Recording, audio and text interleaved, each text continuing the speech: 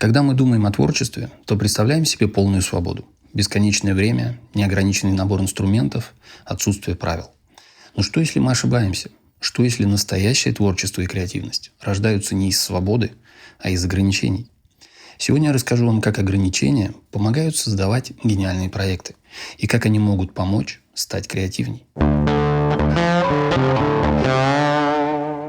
В 2010 году провели очень интересное исследование.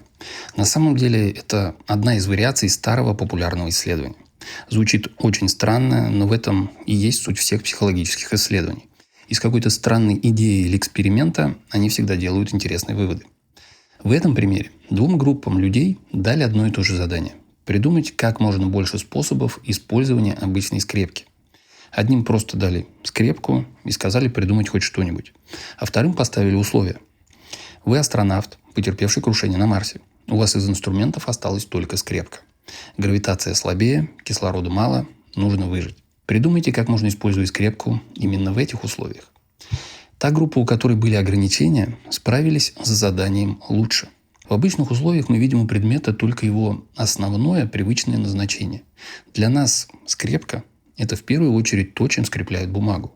И люди начинают перечислять самые очевидные вещи. Скреплять листы, можно достать сим-карту или починить молнию. Но на Марсе нет бумаг, которые нужно скреплять. И наш мозг отказывается от привычных шаблонов и начинает искать новые способы применения.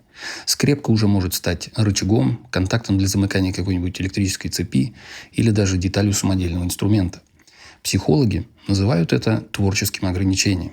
В фотографии мы всегда работаем с ограничениями. Рамка кадра, доступный свет, единственный объектив. Например, стрит-фотограф с 35-мм объективом, и ему приходится подходить ближе. Или когда ты, например, ограничен катушкой пленки, которая к тому же стоит почти как твоя камера. Даже если не хочешь, тебе придется сделать шедевр. Из реальных примеров мне приходит в голову, например, Ли Джеффрис, который снимает почти все на широкоугольный объектив, который вроде бы не предназначен для портретов. Но почему бы и нет? Именно такие портреты и принесли ему известность в свое время.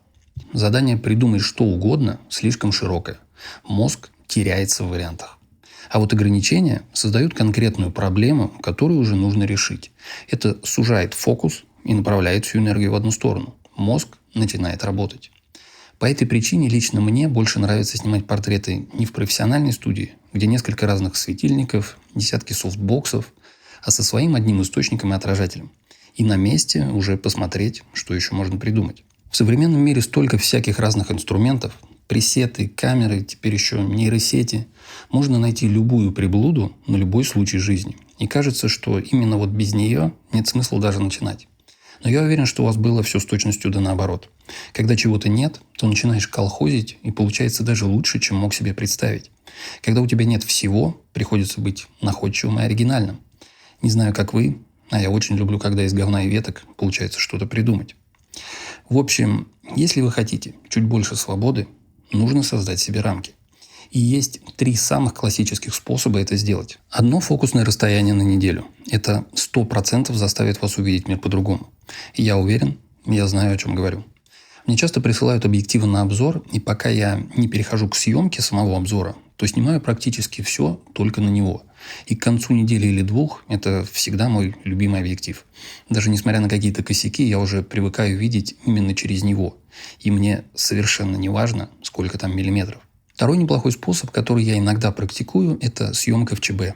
Не переводите снимок в ЧБ на постобработке, а сразу выставить это в камере. Но снимаю все равно обязательно в RAW, просто на всякий случай, чтобы потом была возможность вернуть цвет. У меня было такое, что снимок в ЧБ вроде бы хорош, а когда вернул цвет, он стал еще лучше. Третий вариант ограничить себя самый простой в исполнении. У нас и так всегда не хватает времени даже на то, что любим. Поэтому ограничить съемку по времени точно не проблема. Установите себе лимит. Снимаю 1 час. Точка. Можно использовать вариации этой темы. Снимаю, пока иду из точки А в точку Б. Вариантов на самом деле много. Только солнечный свет, только один источник в студии, один цвет, одна форма и так далее и тому подобное. Забавно, что только когда я уже дописывал текст этого видео, то понял, что именно по принципу ограничений и работает мой закрытый телеграм-канал. Я запустил его совсем недавно, и там мы каждую неделю выбираем одну тему для съемки, снимаем и обсуждаем, кто что снял. Переходите по ссылкам в описании. Там более подробно все рассказано. Чем больше нас будет, тем интереснее получится результат. Например, мне всегда интересно посмотреть, как абсолютно по-разному люди снимают на одну и ту же тему.